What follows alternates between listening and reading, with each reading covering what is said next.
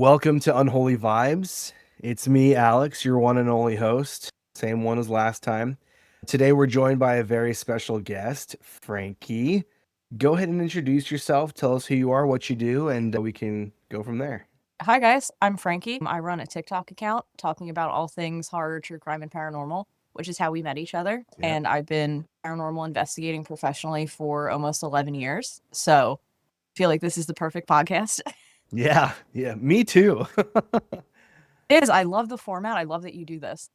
Thank you. Yeah, I don't know if you've listened to any of my episodes, and it's okay if you haven't, but I used to do an anime podcast with one of my buddies for a couple years, and we're on a hiatus right now. Spoiler alert, we're actually looking to start up again here soon. Anyway, I love it. yeah, for any fans of the Weeb and the Cash. Anyway, once we started our hiatus, I was like, now is the time for me to start the spooky stuff because I'd been Oh, wanting to yeah. do it. I'd been wanting to do it for years. So I finally had the time and the motivation because podcasting is a lot of work and doing It two is. at the same time, it was a lot. There was a Yeah, that's why very little overlap. I'm like, I don't know where to start. So it feels like it's a lot. So I'll take my time getting into that space. Yeah, yeah. And you know what? Like you said, we met on TikTok. You have a great following, you have engagement, you have people coming on telling their stories. I just so Yeah. happened I've recorded with two people that I met on your live, by the way, already.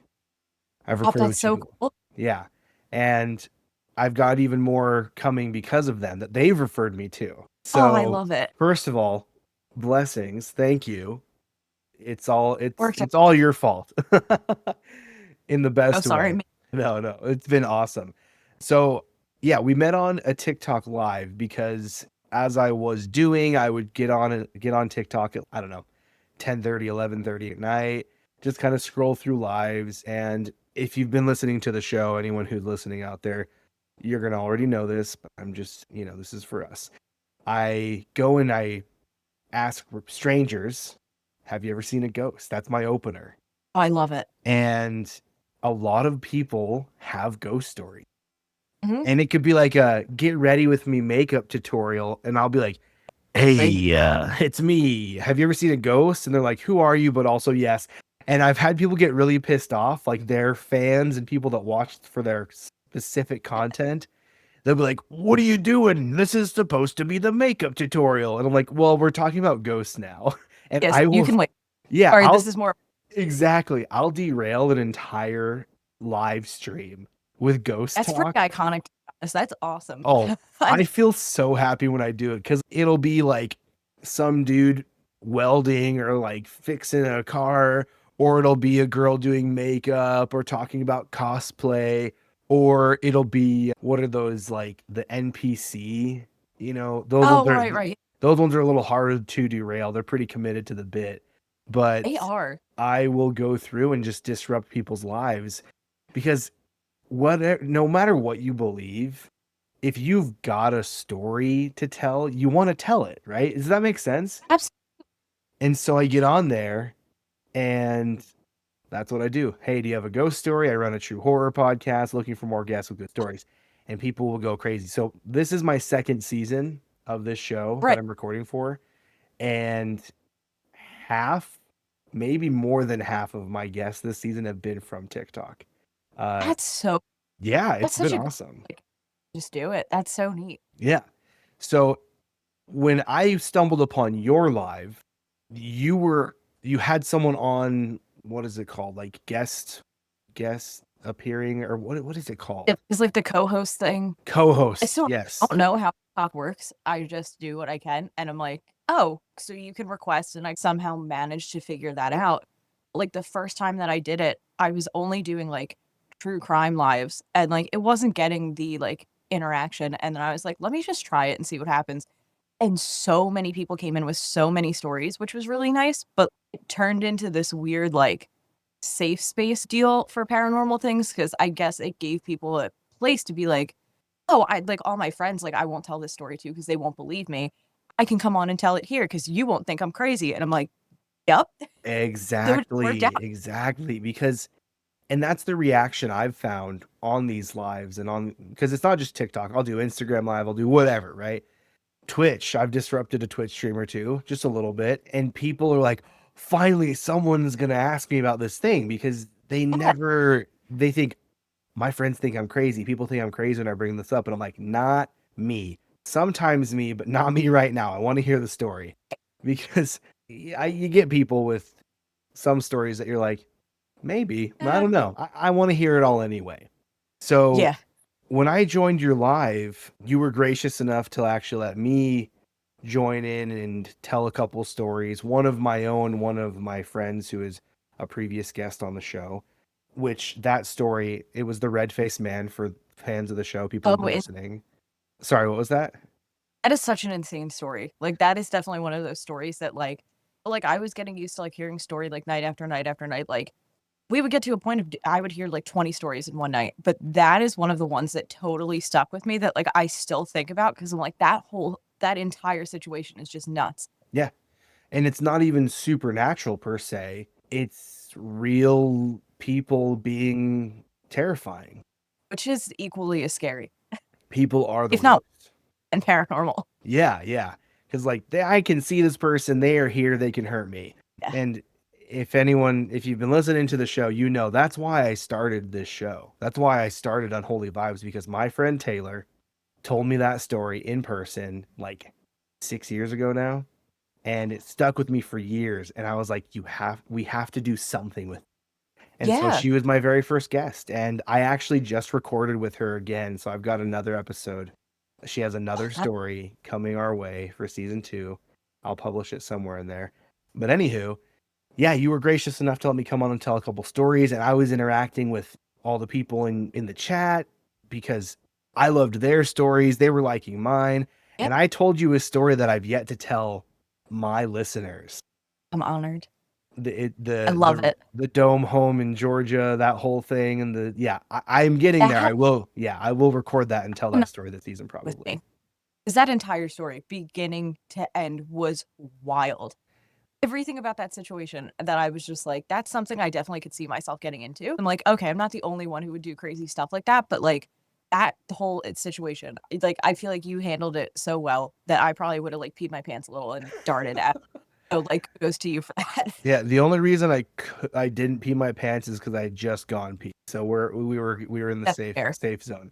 So You made it just in time. yeah, yeah. So talk to me a little bit more about this. You started with true crime. You wanted people to talk about true crime, and then you were like, let's try supernatural stuff, ghost stories, paranormal. And now you're talking, you said that you do paranormal investigations. Yeah, so I've been doing that. I think my first ever, like, proper investigation was with a team when I was still in high school. Like, it was just this weird situation of one of my friends, her mom was almost like Batman, where, like, during the day, I think she was a lawyer, and then at night, she was a paranormal investigator, and I just thought that was the coolest thing ever, and she was, like, my hero. This woman, because I just thought that was so neat, so she took me with her team, and we went to Gettysburg, and that was, like, my first proper investigation. And then since then, I was like joining groups and like doing things with there's a place out here in Jersey called NJ Rope. So I got involved with them, did a ton of investigations with them, and it has just been the wildest experience of my life. I didn't think it was going to be like a long haul situation, but here we are. Yeah, that's awesome. Lawyer by day, ghost hunter by night. And so, in your journeys, in your paranormal investigations, you said you joined some groups and all of that. So, do you go out and actually go to haunted places often? What does your experience look like? I haven't done it like super recently, but the original group that I was with was really neat because I had toyed around with a few groups, but at the time, it wasn't as popular as, like, it is now, where, like, everybody on TikTok's doing, like, paranormal investigating and, like, stuff like that. It was much more, like, frowned upon. Hmm. So we would do some, like, actual locations, like, we would go to, like, haunted locations, like, there's a place near Philadelphia called Fort Mifflin. It's super haunted, so we got to go there and investigate, and that was really fun.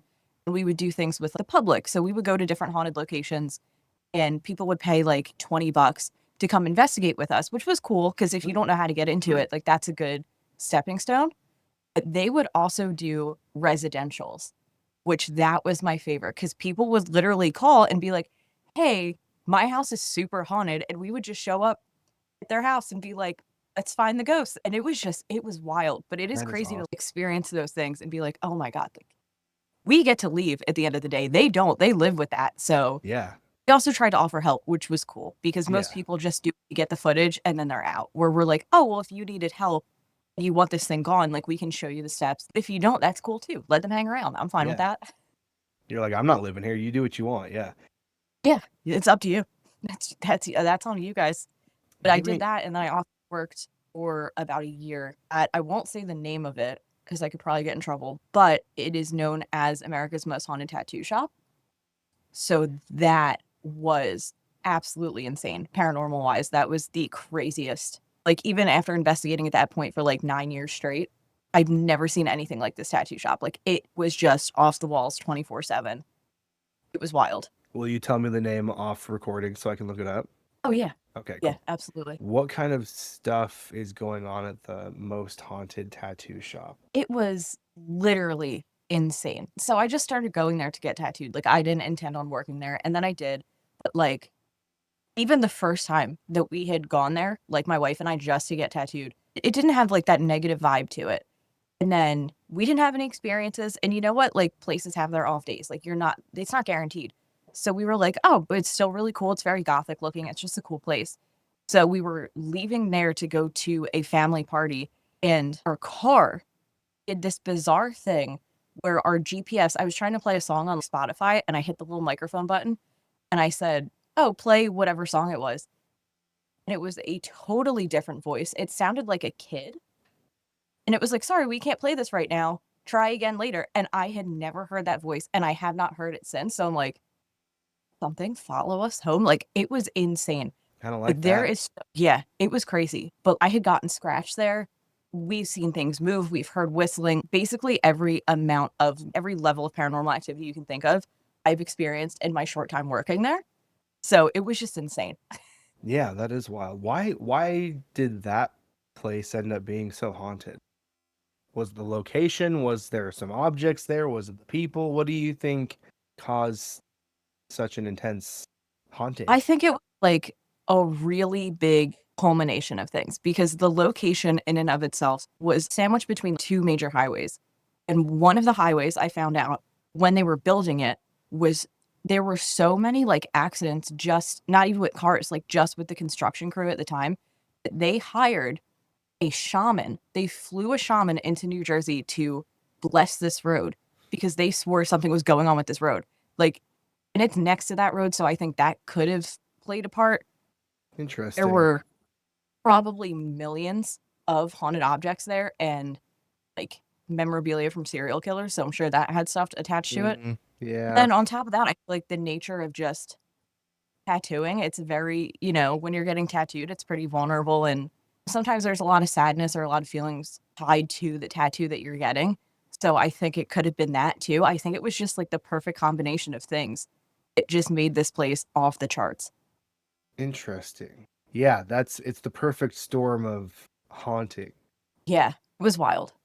I want to go see it now. And I've noticed you've got some good tats. I don't have any tattoos. While getting tattoos, did you ever have any experiences? Or was it mostly just while working there giving tattoos or whatever? It was mostly working there, but that's where I had my whole like side of my neck done.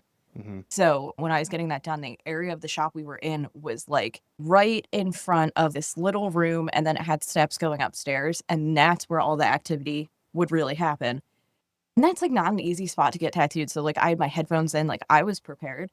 I'm laying there and I'm like on my side and I'm just looking at the stairs, and the entire time I'm seeing we had these like little cat balls that like they're the motion censored ones. So if anything touches it, it lights up. Hmm. There were literally points of me getting tattooed that I would look towards the stairs, and there were probably, I would say 5, 7 of them just going off. Like, it literally looked like a disco. It was wild. Just sitting in that chair, you would see shadows, you would hear footsteps upstairs. There was no one upstairs. It was just wild. So, like, it's kind of one of those places that, like I said, it's not really guaranteed. You're there and you're sitting for a long enough time, something's probably going to happen. Right, right. Okay. That's wild. Okay. let's move on from the tattoo shop. So you went, this was after you had already started your paranormal investigation. You were with the Oh group, so yeah. you went there, then tattoo shop, and then keep walking us through your life, your whole experience. Let's keep moving along. I want to hear more. Yeah. So I mean, after that, that kind of forced me back into the paranormal stuff a little bit more because I was like, I'll take a break from it. And then I started working there and I was just so surrounded by it like 24/7. And then my wife and I started collecting like haunted objects, which has been super fun. So we have a ton of stuff around our house that's like haunted. That guy specifically behind me. I was gonna Um, say, what's up with that? his name's Bozo, and there was a store that we had gone to, and they had like just it was like a horror type store, and we saw him, and I was like, oh, he's cool. And so I asked the owner about him, and the owner was like, oh, he's not really for sale because there's something up with him. Hmm. I was like, you could just look and you know that. And I was like, well, what's going on? And he said that he had ring camera footage of inside the shop and he would just move around all night long. And there's evidence of it, like clear as day, ring camera footage of him just scooting across the floor. Like you could tell it was on the Ring app, it hadn't been doctored. And I was like, how much though? Like, I know you're saying, like, oh, but like, we're experienced with stuff like that. So I was like, how much? Like, if you don't want him in the shop, I will happily take him off your hands. So we bought him and we've had like nonstop activity with him since we've had him. He actually has, I don't think you can see it, but he has this little thing called a bullet light. So we put it on a necklace for him and it just hangs, but it's kind of like the flashlight trick that like investigators will use. So the back of the little light just screws on. And if you screw it all the way, its light will turn on. Yeah. And then if you unscrew it, it turns off. And I was on a TikTok live one night and I was telling people and I was like, oh, I'll just show him to you. And he was sitting next to me on the couch and like clear as day, his light went on and everybody, all 7 people in my live were like, oh my God, you weren't lying. Like he's haunted. And I was like, yeah, I know. So I know. let me ask you this. Could you get a hold of that ring footage? Oh yeah. If you want it, I think I have it somewhere. A hundred But percent. Yeah. Yeah, I would love that I because then I could post it with this episode. yeah, and then I'll send you too. I have footage of him like because my wife works overnight. So I get stuck with all the haunted objects at night, which is fine, but still. And so he would like what he was pretty quiet when we first got him. And then one night I like was getting ready to go to bed. Like I took my glasses off, lights were off, and his light goes on. And I was like, no way. So I got up and I turned it off, got back in bed, it goes back on. So it was almost this joke of like he knew it was annoying me to continue to get up and turn it on Hmm. and off. So I was like, man. And so I took my phone out, I took a video, and I was like, Ben's not here. She's really probably upset that you didn't do this for her. Can you do it one more time? And clear as day on the video, he turned the light right back on. And I was like, thank you. He's very respectable. He's a very nice guy, apparently. So he just hangs out. I don't know how I feel about that. I do know how I feel about it. I don't like it. I'm not yeah, okay. We won't yeah, okay. So you started collecting haunted things and that's Bozo. Was Yep. Bozo the first or is he just the most eventful? I think he was the first. He is still probably the most eventful. But then, like, we were working with like a few different people who sell these objects online. But like over time, I trusted because I realized that like when they say like, "Oh, it's a haunted doll," it is. It sounds like an eBay scam. It's not. So we bought a few more things like that. We have another guy named Jimmy who looks like a little like kid's toy, and he's like this tall, and he's one of the like dancing, like he dances, and I think he's like a Frankenstein. So I just thought he was cute. So I just snagged him online one day, and he has a ton of activity with his light.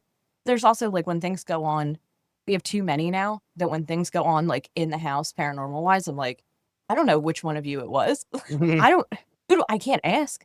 Like, Yeah, whoever did that, raise your hand, eh, One of you dolls.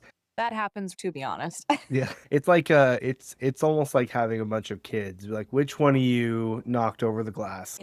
Come on, fess up. Literally, that's exactly what it's like. This is not related, so I'll cut this out, but it is kind of related to haunted objects. I might keep it in. Anyway, have you ever do you watch anime at all? Yeah, Have you ever watched Dark Gathering? I have. Peak, first of all. Fantastic. And anytime someone talks about haunted dolls or cursed objects, I think of Dark Gathering, where that little girl had like hundreds of evil spirits or whatever trapped in dolls inside of her room, and there's just a ton of them. Mhm. And I'm like, that's you. That's you. You're gonna have just a room of just Yeah, that's the lined with aesthetic that I'm dolls. slowly trying to get towards. So, like, we Ugh. have other ones that probably aren't haunted that are just very creepy to look at, but, like, those 2, I'm like, technically, they're like a vessel, so who knows at this point, something could make it haunted. Who knows? At this point, I'm like, our vacuum's probably haunted, like, anything at this point. We So invited too much at this point that that brings me to my next question. With you actively seeking these things out, inviting these experiences and objects into your life, do you ever have any worry for yourself that it could be detrimental to you or your wife long term to have these things in your vicinity?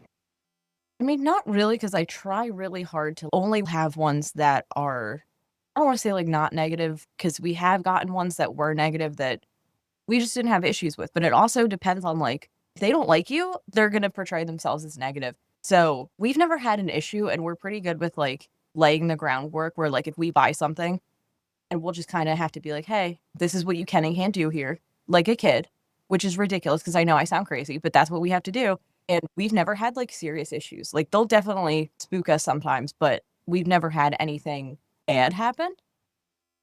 So, I'm hoping it remains that way. I try to steer clear like, when I see a doll that's like, "Oh, demonic negative activity," I'm like, "Okay, maybe not," because I also, like, don't want it to hurt my dog. Right. See, I'm not someone who would ever want something like that. I'm fascinated by them and I would interact with them and I'd come visit your house.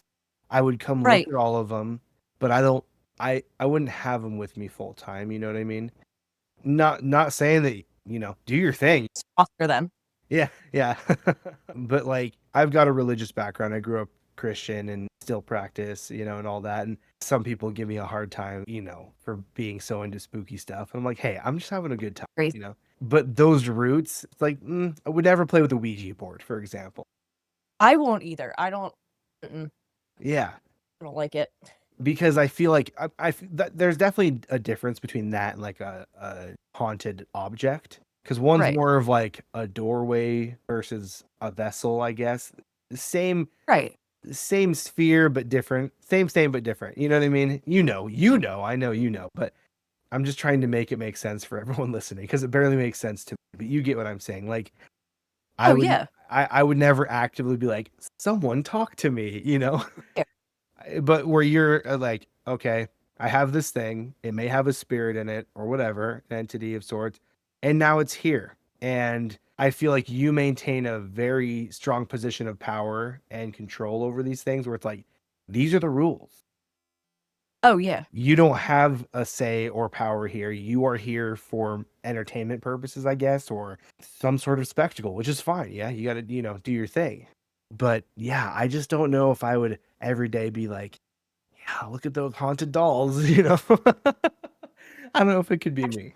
funny enough that since we've been collecting them and it's like a thing that I guess people know about us, that our wedding was not this past Friday, but the Friday before, and Congratulations, by the way.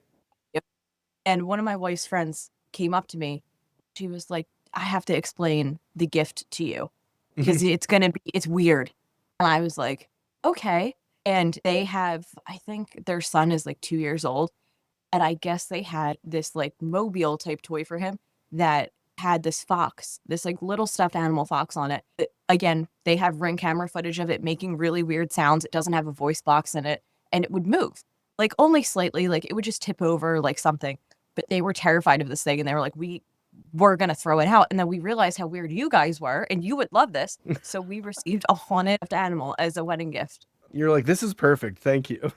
It was. Like, this is I'm gonna have to explain to people when they're like, "Oh, what'd you get?" And then they just see this random little fox toy, but I'm like, "The it was thoughtful." Yeah, yeah. It was perfect for you. It was. Okay, so is your wife, obviously she's into this as well.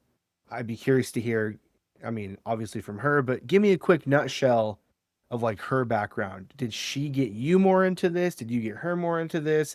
Was it kind of both at the same time? How'd that all go?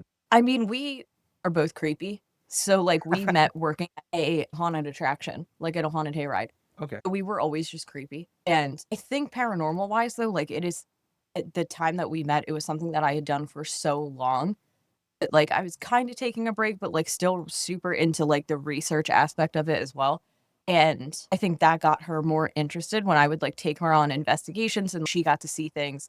And she just became so good at investigating. Like she was always recording and like I would send her stuff like in the middle of the night because she would be at work. I'd be like, I don't know, like I think I hear something in this clip. What do you think? And she was just so good. Like 5 seconds later, she texts back and be like, oh no, that's definitely saying like hello or whatever it said. So she got super into it super fast, which again, she was always interested in it, but like I don't think she had resources, I guess, to like really go out and do it. So it was really neat to be able to do those things together. And hopefully we can keep doing it because it's fun. And you Yeah, never know what's going to happen. absolutely. Yeah. I'm new to this area, but like I said, I want to go. I just got to find someone to do it with because I feel like I could go by myself, but it may not be as fun. It may be too spooky for one person, Who knows? That's her. Yeah. I won't do it alone just as like a safety thing. Like not even paranormal safety wise. Like Yeah. if you fall and like trip or you break your leg or like something happens, I'm so scared. And I'm like, what if I don't have service? Because for some reason, every haunted place, you don't have service. I'm Yeah. like, what if there's an emergency? But like also so many haunted places are just abandoned buildings. So I'm like, it would be my luck that like I'm like, oh, I'm gonna be brave. I'm gonna go explore this place by myself. And there's like squatters. I'm 5'1". What am I gonna do? Like, so like, I Yeah. for that purpose because I'm like safety wise, I just Yeah. That's totally reasonable. And I feel the same way. It's like, I'm not going to go to an abandoned mine by myself. That just sounds like a disaster waiting to happen. right. And would not go alone. Sorry. Side note, I really Good. like your nails. Those look really cool. Thank you so much. So I don't know how well they're like old now and grown out, but I don't know how well you can see them, but they kind of have black and then fading into white. And we did them specifically that way for the wedding so that they would look like a corpse's nails. I did notice the gradient, and that's why I thought that's really cool. That is a very cool style. I saw some of the posts, the pictures from your wedding. Looked awesome. Great Thank you. theme and everything. Yeah, I think we were able to do it in a way that it was still horror and creepy and spooky, but it wasn't like it was still elegant, which was Yes. nice. Creepy but classy. Yeah, that was the vibe. I didn't want to be like, it looked like you're walking into like a spirit Halloween or like a party city. So we pulled it off. No, you guys did a fantastic job.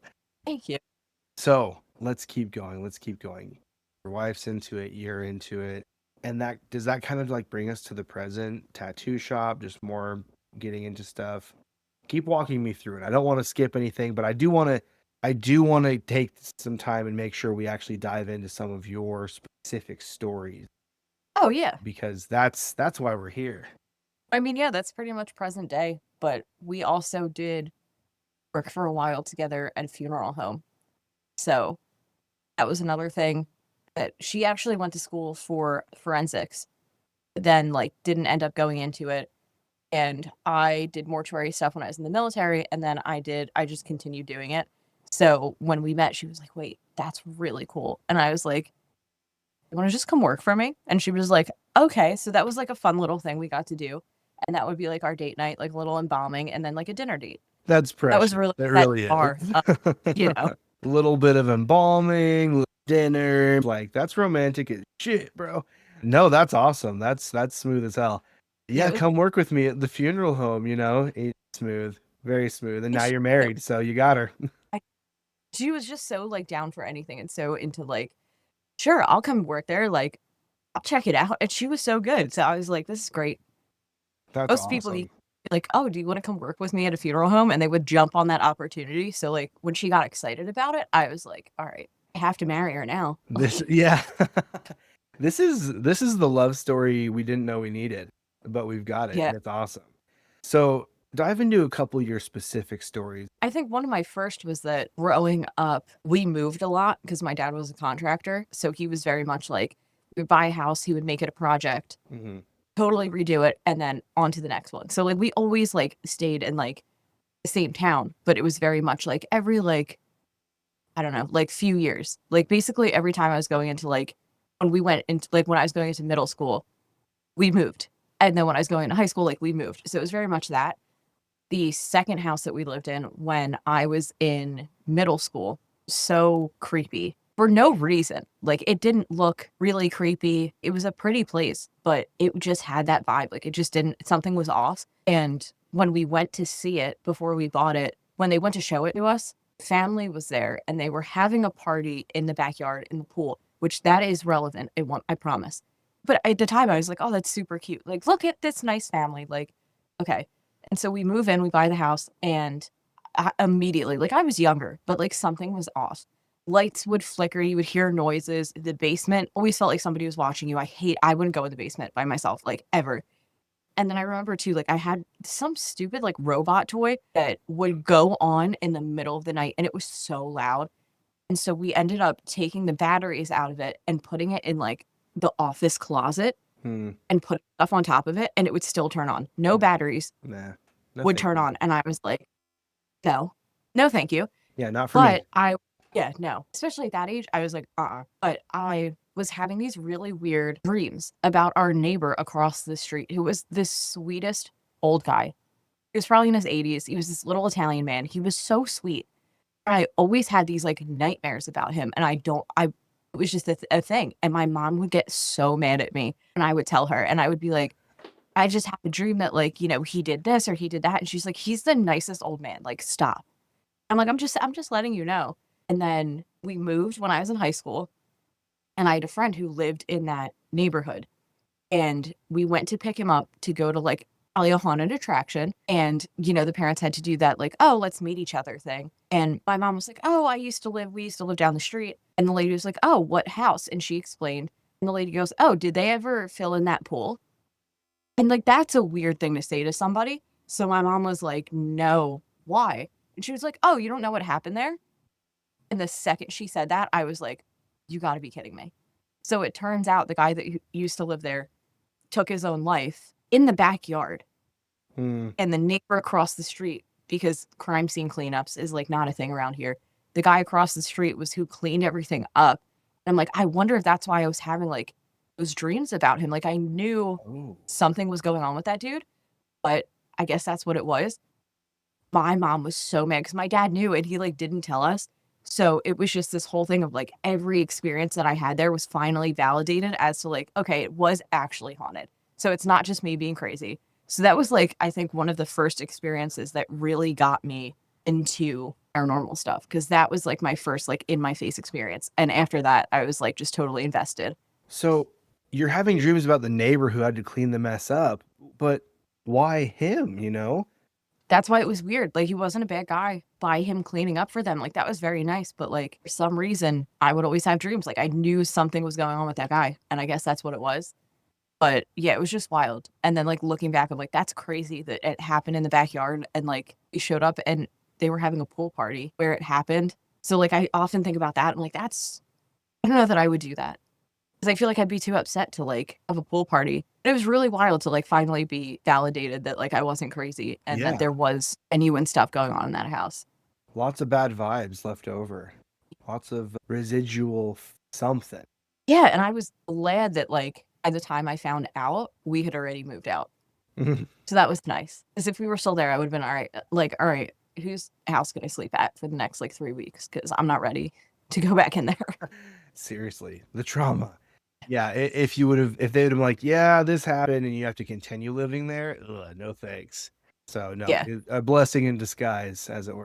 So okay, an early start to things, and that's kind of what triggered you get into what you're into. Tell me more. Tell me more. You know, let's hear more.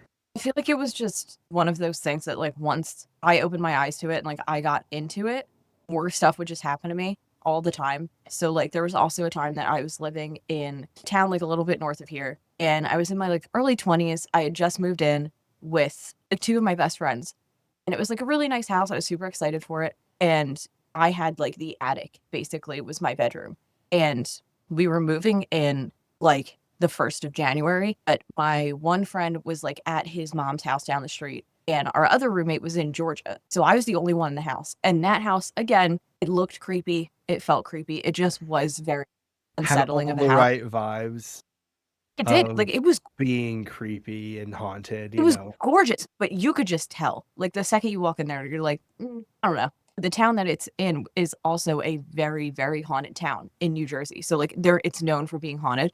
So I was like, "This is my life now, it's fine." And we go to move in, and it's just me there, and I didn't even have my mattress delivered yet. So I was on my air mattress in my bedroom on the 3rd floor, and I hear the front door open, which my fault.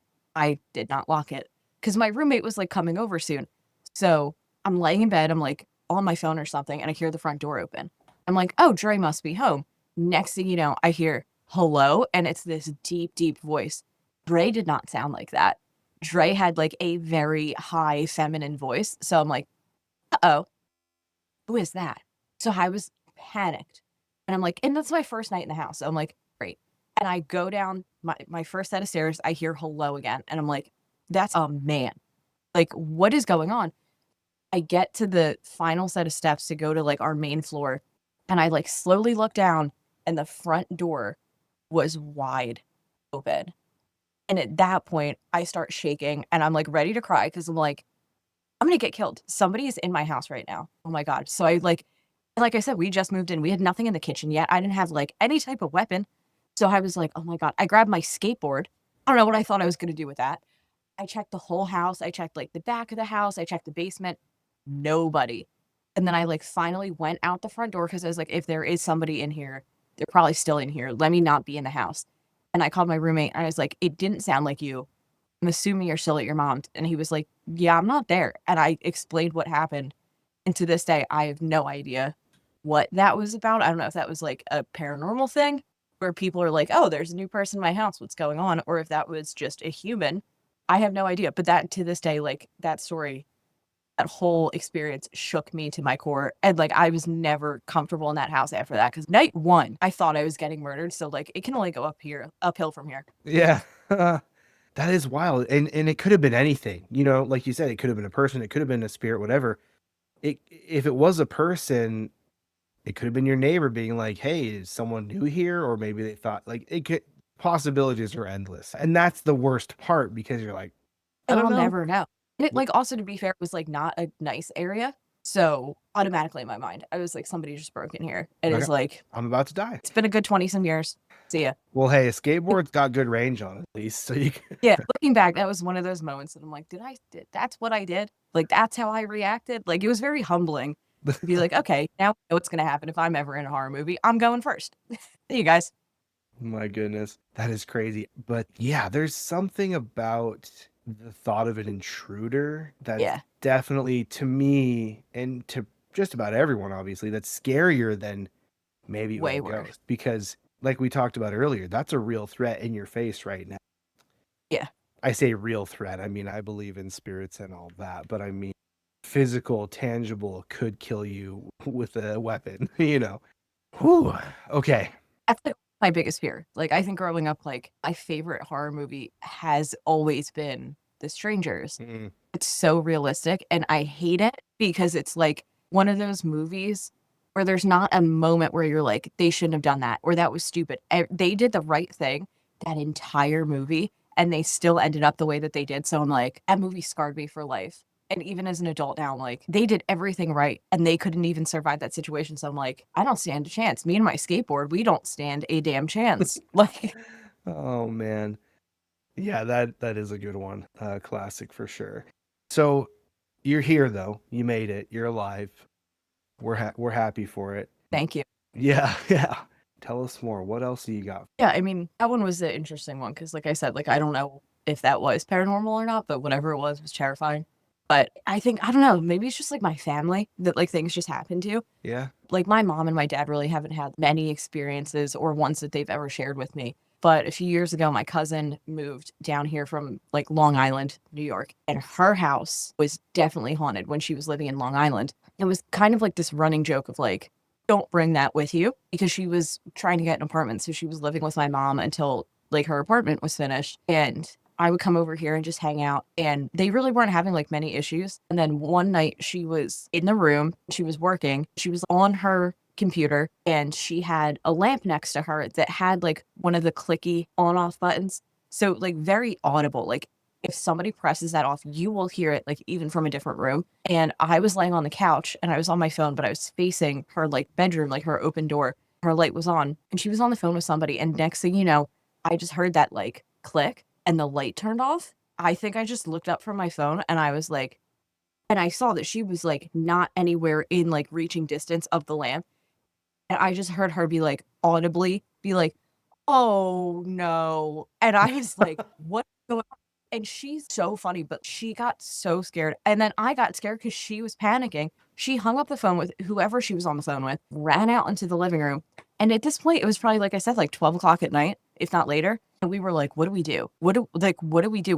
We were so scared because like her face was like pretty close to the lamp and for it to just turn off and you could hear it. Like it wasn't like the bulb went out.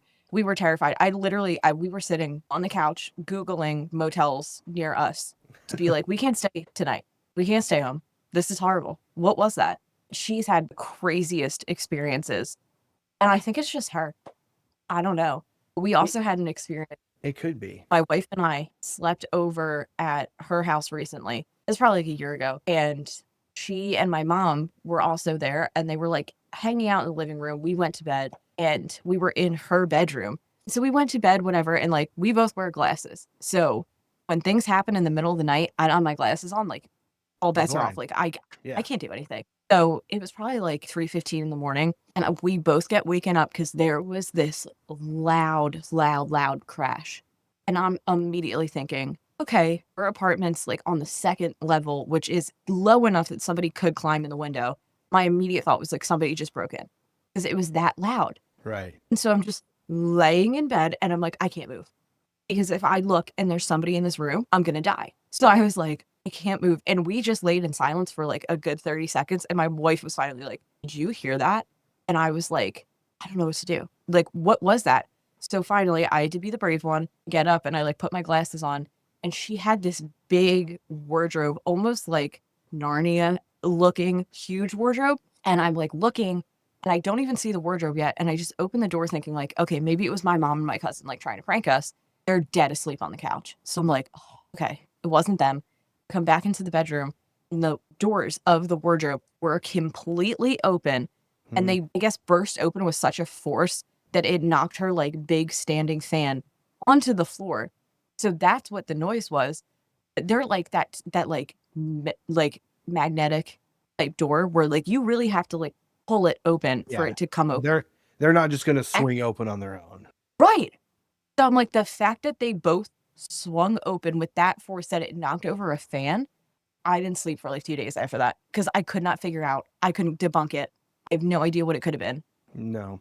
Haunted wardrobes again. I've talked about this before. Keeping, I don't know where she got it, whatever, right? I don't know the history behind this wardrobe. Doesn't sound like an IKEA piece, is what I'm getting at. But the older something in the more hands that it's been passed through, different generations, different families, you just increase your likelihood of some spooky bullshit happening. And I'm Mhm. not about that. Like, there's a few things that I hold on to that are like heirlooms, but not even, I would Right. never be like, let me keep this dresser. I don't care about most of that kind of stuff. And I've heard too many stories now just from doing this show of haunted objects or things being attached to an object and it following you around because you keep bringing your furniture with you. Why wouldn't you? Or one of the guys that came from your live that I just recorded with, his his mom bought a house and bought some of the old furniture from the previous tenants who had died there, or the estate or something. I don't remember the exact details, but just no. The answer is no. Yeah. Get your own stuff. I feel like estate sales, it's almost like guaranteed something's going to be attached to it. So, Yes.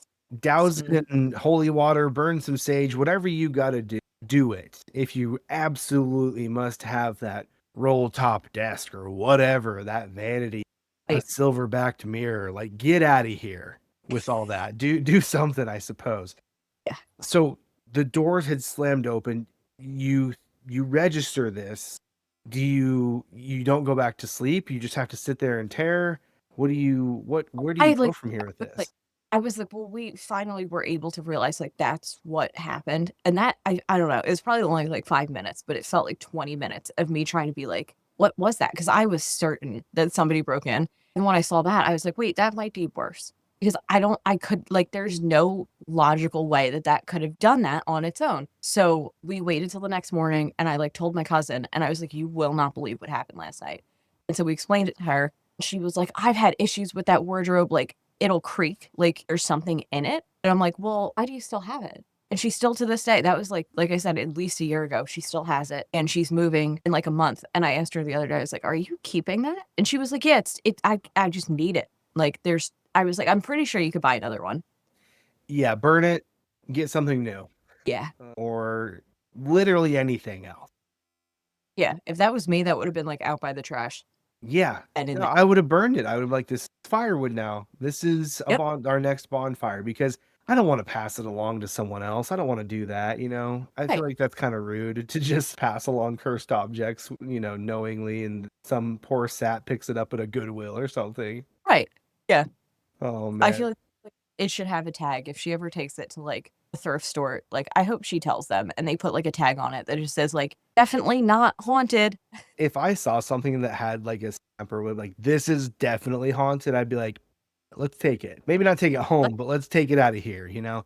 And that made me think, when I was talking about like burning it or dousing things with holy water or sage burning, what do you do, if anything, as like a protection? Other than having like your firm kind of stance just internally of, I'm in charge here, do right. you have any sort of ritual that you do of anything that helps you feel more comfortable having all of these things?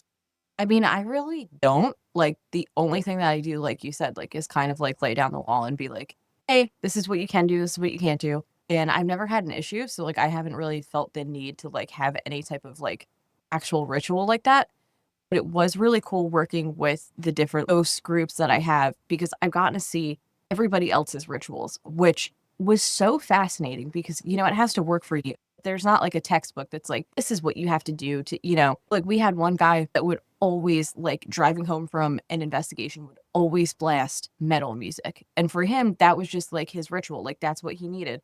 Or we had another lady who would, after investigations, like, would take her shoes off and leave them outside and would not bring her shoes in to her home after an investigation, I guess because of, Interesting. like, grounding purposes. Okay. And I thought that was really fascinating. So, like, I've gotten to see a lot of cool rituals over time of how people do that. But I feel like there's been situations where I was in spaces where it was really negative and really dark, that extent where I was like, before I left, I would be like, "Please don't follow me home. We can't do this." But other than that, like, I've never had an issue with things being negative to the extent of me being like, "Oh, if this followed me home, I'd have an issue." Yeah. Visitors not welcome kind of thing. Yeah. No, interesting. And I've found, and I've met with different people that are very much like that of, I don't have time for this. That's how they deal with it. One of my friend's moms, they live in a relatively haunted area. Mhm. There's just a lot of history there. But when they have things happen in their home, they treat it as an inconvenience and say, "Hey, I can't deal with this right now. Right. Get lost." And that works for a lot of people. And I've listened to other podcasts even, people talk about like, hey, this is my house now and I need you to respect that. Like, you're not alive, you're not here, get, go on now, get, kind of thing. Right. And Like, I'm all about, like, very, very respectful. Like, yeah. this can be your space. You can have the space. You can do whatever you want here, but, like, you can't hurt anybody. You can't hurt the dog. Other than that, like, you want to play with the lights, like, just don't run up my electric bill. Or, like, if you feel so inclined to pick up a mop, go for it. I would appreciate Yeah. that. You want to Yeah. vacuum? That's fine. You're the second person I've had that mentioned the electrical bell. There goes. That's the thing. I'm like, you guys can't be sitting there all day just like, Yeah, flickering lights. These bills are expensive, dude. Unless you're gonna get a yeah, job and start paying rent, like, I don't want to see it. Wouldn't that be the killer of like, we got to get rid of all of our haunted bills. They are killing us on the electricity. literally. Can you imagine? Oh man, that'd be wild. Like, yeah, I used to collect haunted objects, but my utility bills That's went too, through the roof. Oh too man, expensive. that's so silly. That's funny. No one ever thinks about the cost, the true cost, right? Oh Literally. man. So outside of the wardrobe and some things, happening to you in your old home, what's like the peak? What's the apex, or was that it of all the spookiest, scariest things that have happened to you? I think the one that probably stuck with me the most, and it was really funny because I guess it freaked me out so badly that I repressed it to the extent that like somebody had brought up the story like 5 years after it happened. And I was like, oh my God, that did happen. Like I totally forgot about it. But it was when I went on my first investigation. It was in Gettysburg. So that's like a pretty far drive from where I was living at the time. Like it was at least 2, 3 hours. So we were investigating, I think it was called the Montfort Farm or something like that. It was an old Civil War hospital. And we did get like really cool evidence that night. It was really fun. I was just happy to be there. It was my first investigation. I was so into it. I was so excited. And the family who owned the farm turned to us and they were like, okay, do you want to stay the night? Because you can or not. And my friend's mom was kind of like, no, we don't want to impose. We're going to head home. So I was like, okay. So she was driving and I was in the passenger seat and my friend was in the back seat. The roads in Gettysburg, when you're driving home at 4 in the morning, are pitch black. Like, biggest highway, there's not another car on the highway. There's no like street lights, like pitch black. So we're driving. We're maybe like an hour into the drive. And I think I was maybe on my phone. And my friend was like dead asleep in the back. And her mom was driving. And all of a sudden, the music just starts blasting. Like the radio turned itself on full volume. And we all jumped. And it was this weird moment of like, I looked at her mom and I was kind of like, she's asleep. Why would you do that? She looked at me the same way. And we realized in that moment that either of us did that.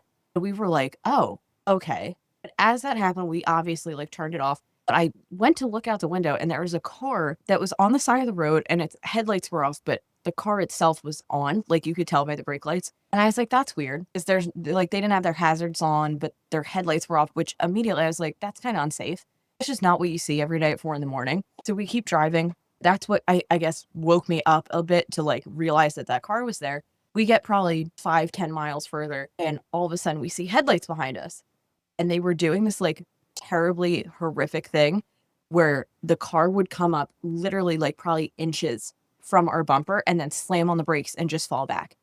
And they just kept doing that. And we were in the right lane, so you could have passed. And they just kept doing it, oh, this close to hitting us and then just falling back. And this is like two young girls and a woman, and like we're getting a little nervous. So we tried to get to the left lane to see if they wanted to pass us and stay in the right lane. Same thing. They came over, kept doing it, kept doing it. At that point, I'm like, it's 4 o'clock in the morning. Like, what is happening right now? And they would try to like, if we would get in a different lane, they would come up next to us and then last second cut over to like almost literally hit us off the road. So it was clearly not a good situation.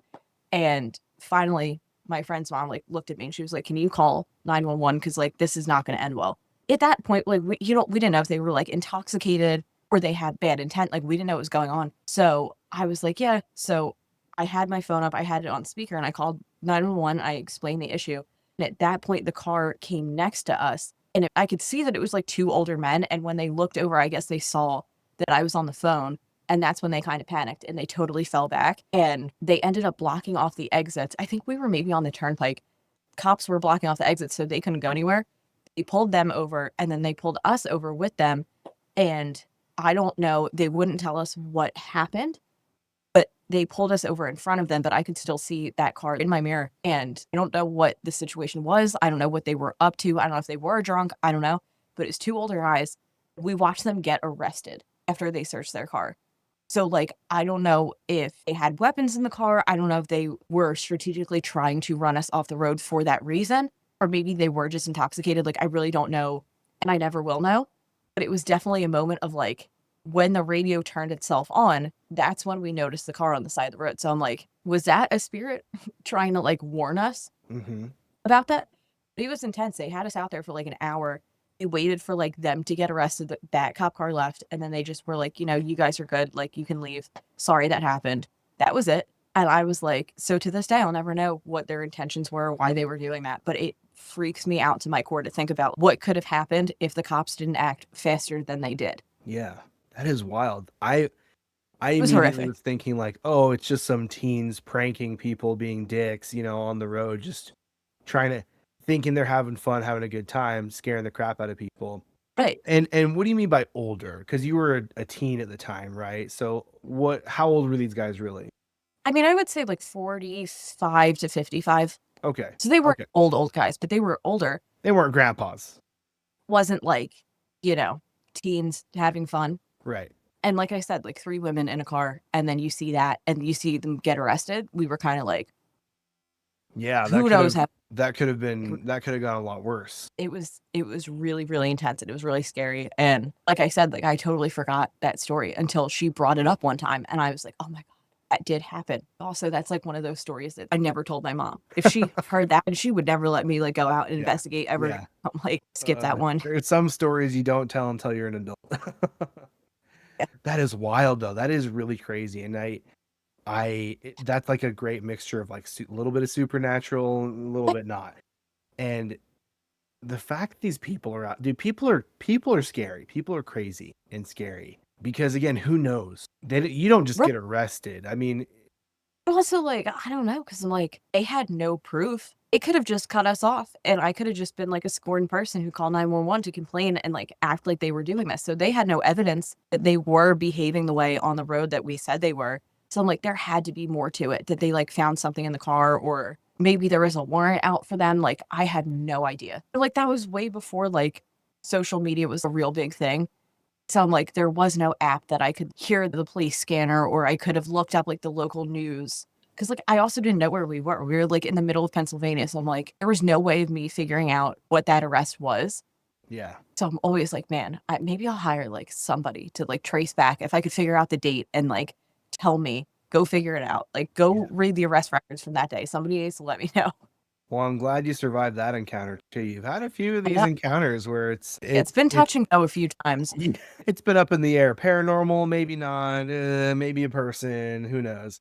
Like I said earlier, glad you made it. Glad you're here to tell stories, and I'm really glad that you're doing what you're doing, and you've created this space for people to come and join your live streams and talk to you and talk to others about their crazy stories. Because again, that's like the kind of stuff I love, and it gives people, like you said, a safe space to express themselves and tell stories that maybe they never would have before. And I think that's really awesome. Right. There's been people too who, like, I guess just don't have the resources to find a team near them or whatever. So they have issues going on in, their home or their workplace, whatever. They have questions about. They have nobody to ask. So Right. like it's been a fun thing being on there. And I have another girl, Tammy, who has a paranormal group in North Carolina. And then sometimes my friend Glenn will come on and like we are all investigators. So like it's been nice to have people have that space to like ask those questions. That way, everybody just feels like a little less crazy. Right. I love it. I really do. And I'm glad that I stumbled upon your live stream. I know, I'm so glad. Yeah, and I mean it's been great for me, especially. I've gotten more guests out of it and more great stories. Um, I wanted to touch real quick in all of your paranormal investigations. Where do you think your most eventful investigation was? Where you were there, whether it was small, large group, whatever, but things happened, or you got some really good events or evidences. I mean, I would definitely have to say the tattoo shop just because that was, like I said, like I had more activity there in one day than I probably had my entire career. And that was also like I said, like, some places will have an off day. Like, you can't make ghosts perform. So there, like we would, every time we would investigate, whether it was us or we had a few like investigators who were like real big on like either TikTok or YouTube come in and investigate. And nobody ever left disappointed without evidence, which was just so cool. And it was just a different types of activity. Like, it wasn't always like, "Oh, footsteps." Like, it was so many different things that would happen Right. just throughout the course of the day. So I would definitely have to say that, but also I did do one investigation that was at somebody's house, and it ended up being somebody that was in the paranormal investigation group that I was with at the time, and that was one of the craziest investigations I had ever done, and I've never felt such darkness on Hmm. an investigation like that one, and they just kept saying, like, "There's something up with the basement, there's something up with the basement," and I'm not at all, like, psychic or sensitive to that stuff, I just am into it. I just remember walking down the basement, and once you got to, like, the last few steps, the air was so heavy, it felt like when you are going really fast in the car and you, like, stick your hand out the window, and you could feel the air, that's what it felt like if you went like this, like, you could physically feel the air, and I was like, Wow. Because I'm also very like scientific to the point of like, okay, how can we debunk this? Like, what is the logical reason behind what's happening? And that was something that I'm like, I can't explain that. Yeah. And it was terrifying. And I'm pretty sure that family moved. Thank God. Because I'm like, Yeah. I would not be living there anymore at all. I don't like basements. I have a theory, like a really kind of weak theory. I talked about it with one of my previous guests because his story was mostly basement related. But I think it's unnatural for humans to be underground while they're alive. Right. That's fair. And I don't know how to make sense of it all. Cause like you said, there's no guidebook or manual or science, real science to it all. And I'm kind of like you, I'm not sensitive to these sorts of things, Right. spiritual type things. I'm fascinated by it. I believe in a lot of it. But when I go into a situation or I hear about people's experiences, I like to go in with an open mind and be respectful. But at the same time, it's like, is this debunkable? Right. And I'm not actively trying to be like, I know you're full of it. It's more of a, let's think about it from multiple perspectives. But Right.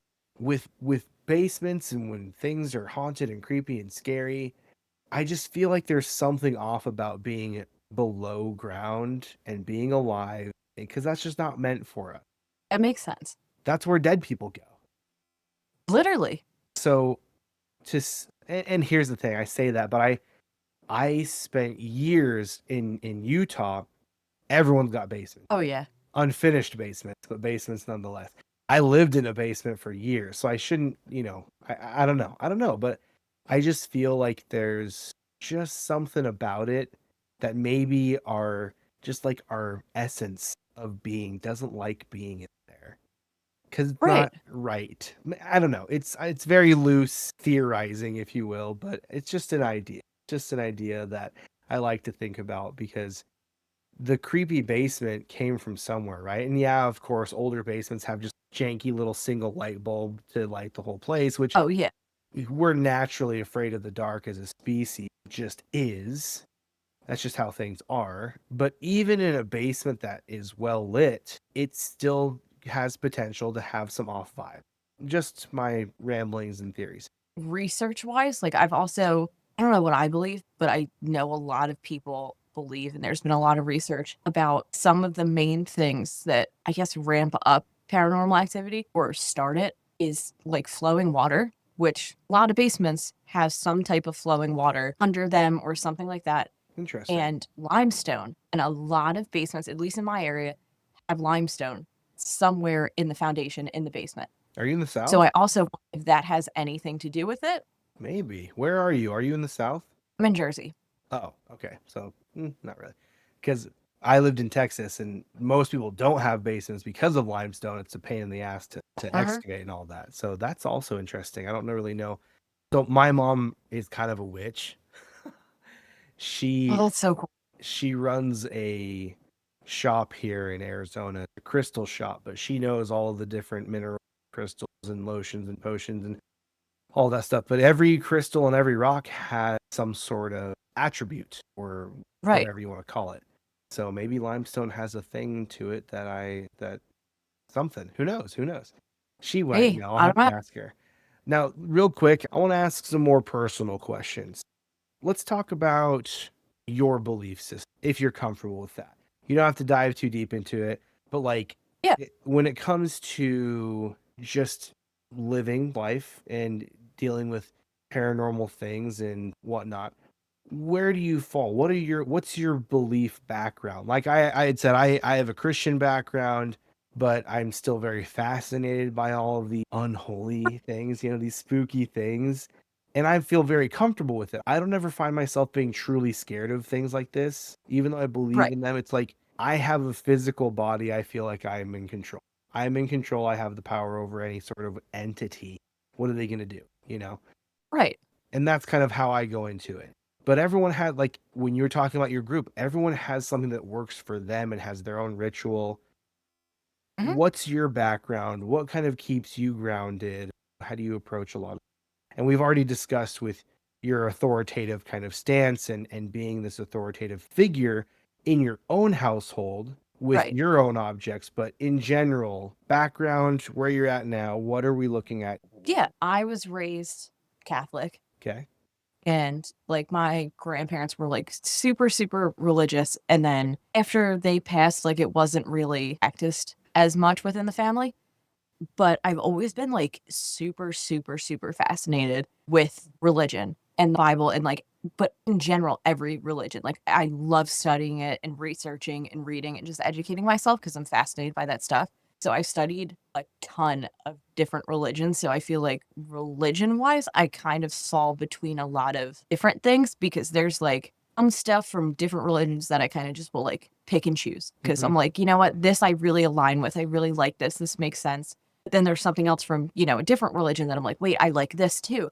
So it's a weird kind of culmination of different religions that I've been super into. But like just in general, I like educating myself because that's also very important to investigating. Because the thing with that is you do have to be educated somewhat on religion because even if you're, you know, say like a practicing Christian, that's awesome. But if you go to a house that is a practicing some type of Jewish household, that can cause a little bit of an issue because if you only know how to do things with specific Bible verses that are perfect for people of a Christian faith, Yeah. that might not align with people of a Jewish faith. So then you kind of have to like revamp what you're doing in your angle. And also, I feel like that just provides them with more comfort. So if you go in and you're reading passages that are relevant to them and their life and their lived experiences, that makes them feel safer than if, you know, you come in and you just read Christian Bible verses. That doesn't provide the peace of mind, I feel like. Right. So you do have to be a little unbiased and be able to pull from different religions depending on the situation, which is super neat, as it's really opened my eyes to a lot of stuff. Yeah, that's fascinating. The different theologies are fascinating. And I feel like we're very kindred spirits in a lot of this because I am fascinated by other religions. I may have my own that I practice and I stick to, but that doesn't mean I don't like hearing the lore of everyone else, right? Yeah. Just for the sake of knowledge, you know what I mean? Just for the sake of Yeah. knowing different things.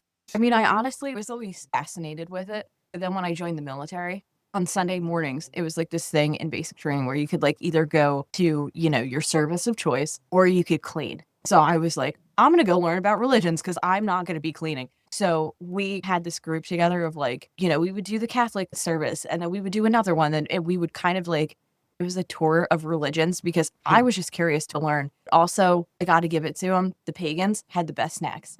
They had the best snacks.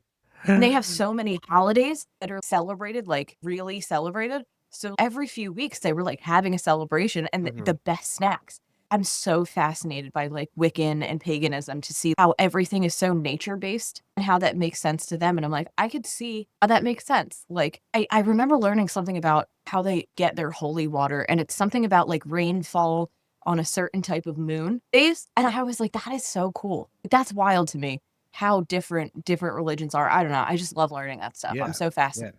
Side note, what branch were you in? I was in the army In the army? How long? 6 years. 6 years. Dang. Thank you for your service. My brother was Yeah, my brother-in-law is currently in Navy and my younger awesome. brother was a Marine. So when I hear it, he had a very similar experience where it's like you could go to church or you could do something you don't want to do. And so we Yes. were going to church. Like it was cool because I probably honestly would not have studied religion the way that I'm studying religion as an adult because of that experience. Like I never would have thought like to try those things out.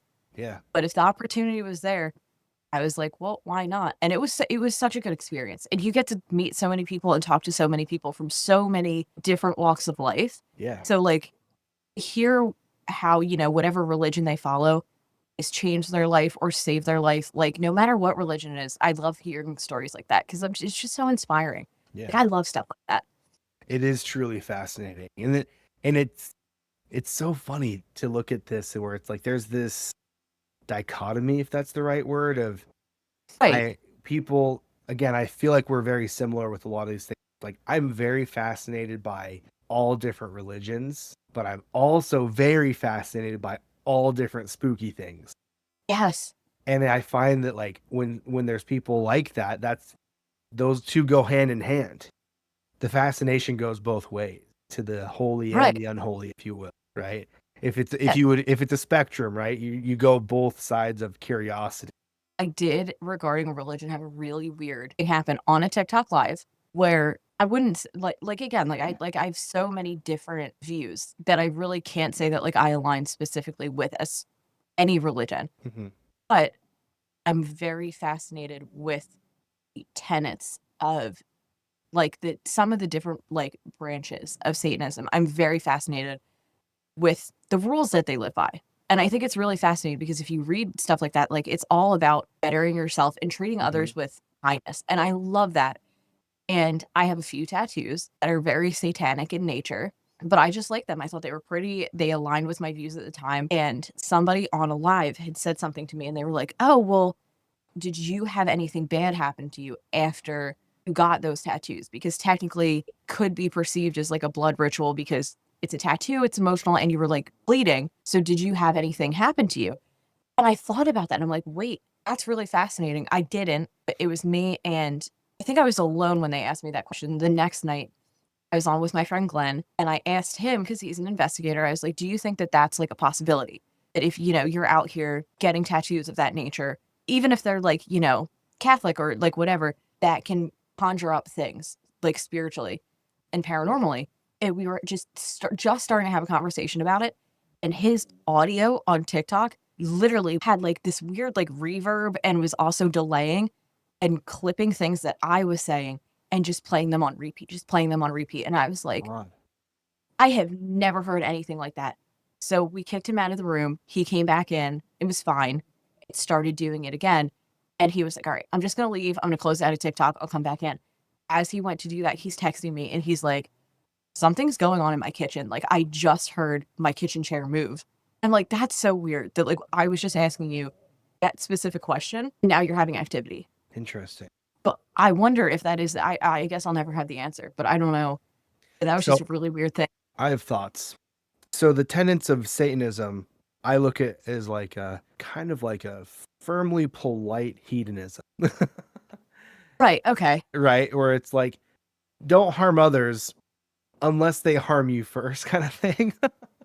Mhm. Do what feels good for you. It is fascinating. And there's my friend who is a practicing witch, and she's been a witch for 23 years, I believe.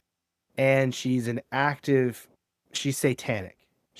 But Right. there's a difference between the satanic, like the Church of Satan and the Satanic Temple, Yeah. where the tenets come from the Satanic Temple, if I'm not mistaken. I can't Yeah. remember which. And she being a witch was like, yeah, a lot of those things kind of align with what I'm doing as a witch and so on and so forth. And any practicing witch will tell you, this is regarding your tattoos, your blood ritual, that it's about intention. The Right. intention. Because if you're just getting a tattoo to be like, I like the way it looks, it's cool, that's it. There's no intention other than my own enjoyment, right? I saw the one on your hand, that's why I'm doing the little Yeah. pentagram or whatever. Yeah. And to me, the symbolism doesn't bother me because it's like it's symbolism. There's symbolism in everything. It is what's the intent behind it, right?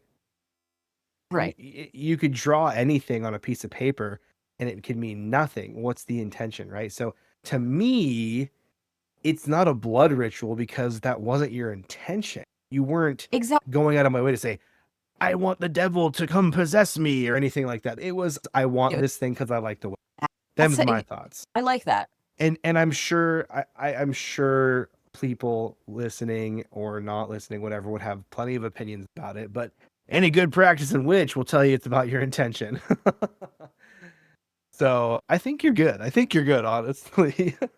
It was just a crazy experience because I'm like, I thought about it. I'm like, I don't think that any string of bad luck I have, I just had bad luck. Like that has nothing to do with me getting like a pentagram tattooed on me. Like that's silly.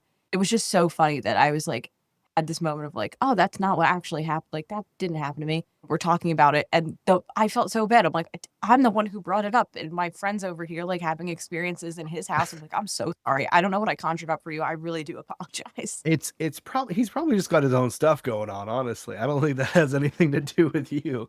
Way that it had played out, I was like, oh man, he's Yeah, gonna hate me now. and I was gonna ask about that because your handle on Instagram is the Satanic Hispanic, which I think is fun.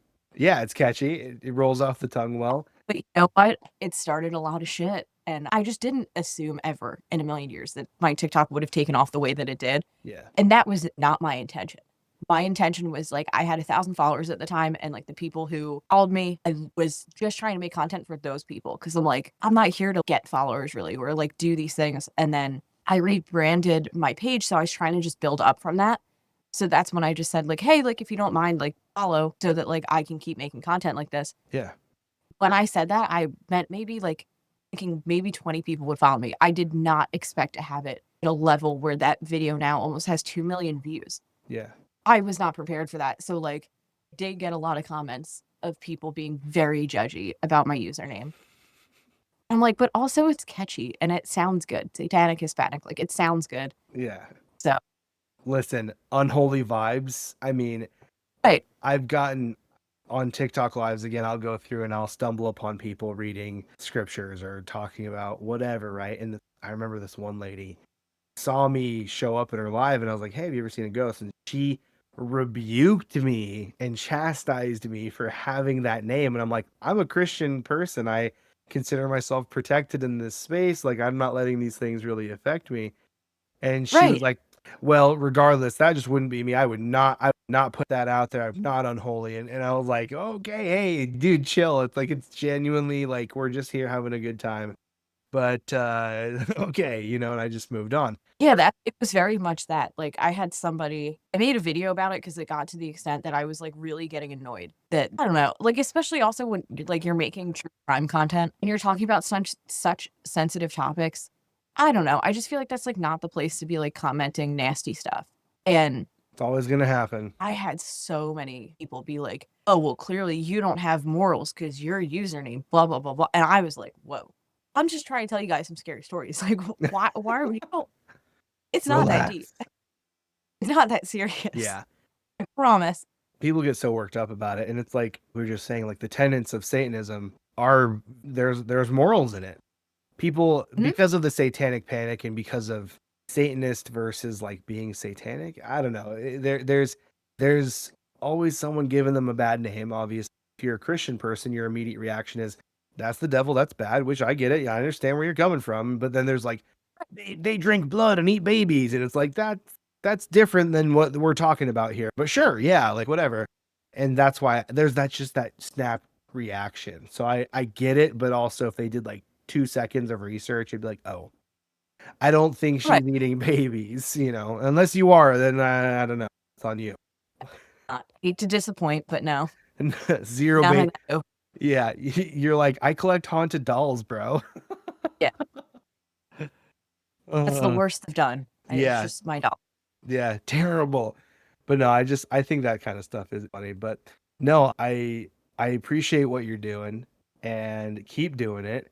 I want to Thank you. continue to hop in there and hear more people's stories and poach guests off of your lives. It's been great. Yeah, and, like, it just worked out so well. Yeah, yeah. Well, thank you for coming on the show. Is there anything else you want to discuss before we wrap up? I think that was everything. I feel good if you feel good. Yeah, I'm all good. Yeah, this has been awesome. I've loved your stories. I love the discussion. So thank you. Thank you. Thank you. Thank you so much for making the time and coming on the show. Yeah, Uh, thank you so much for having me. yeah, I appreciate you. Everyone listening, be sure to check Frankie out on her TikTok and on her Instagram. I'll have her socials linked in the description. Give her some support, give her a follow. Join in on her lives. Turn on those notifications so you can join in on the lives and hear a lot of fun, spooky tales. Or actually, maybe don't, so that way I can go in there, invite them to be guests, and then you can hear it on the show. Sure. No, do a little bit of both. No, it's really fun. It's really fascinating. Real quick, just some general housekeeping for everyone listening. You know me. I'm in it for the love of the game. I want you to tell me your story. So if you're listening, if you're first time, long time, whatever it may be, and you have a tale to tell, reach out to me on Instagram or TikTok at Unholy Vibes Pod, or you can email unholyvibespod@gmail.com. If you are too camera shy or you don't want to record, send in your story anonymously. I had one last season, an anonymous story that I told for the person. And since then, ever since that's become an option, I've had more and more people sending me stories. So feel free, email me your story or DM it to me. Someone wrote a freaking book in my DMs, but now I That's have a so great story to tell. I love that. Yeah, That's also, like, very cool and inclusive of you. I love that. I love that you offer that option. thank you. Again, it's selfish desires. I just love it. I love it for me. So, and the fact that I get to share it. So, yeah, feel free to submit your stories anonymously. Or if you know someone, if you're not the person with the story, put me in contact with them. I want to talk to them. If you've listened to the show at all, we we have a silly goose time. We just chit chat. It's just conversation, guys. So I want to have you on. If you like the show, please share it with your loved ones or anyone, really. And be sure to like, subscribe, all that fun nonsense. Remember, as Herbini says, stay spooky, everyone. Stay spooky, and we'll see you next time.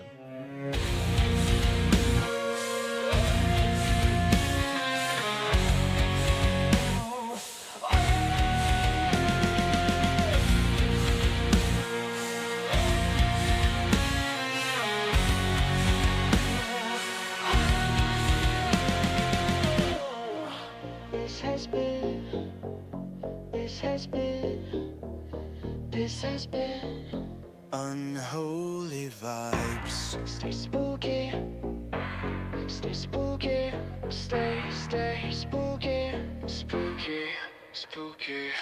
This has been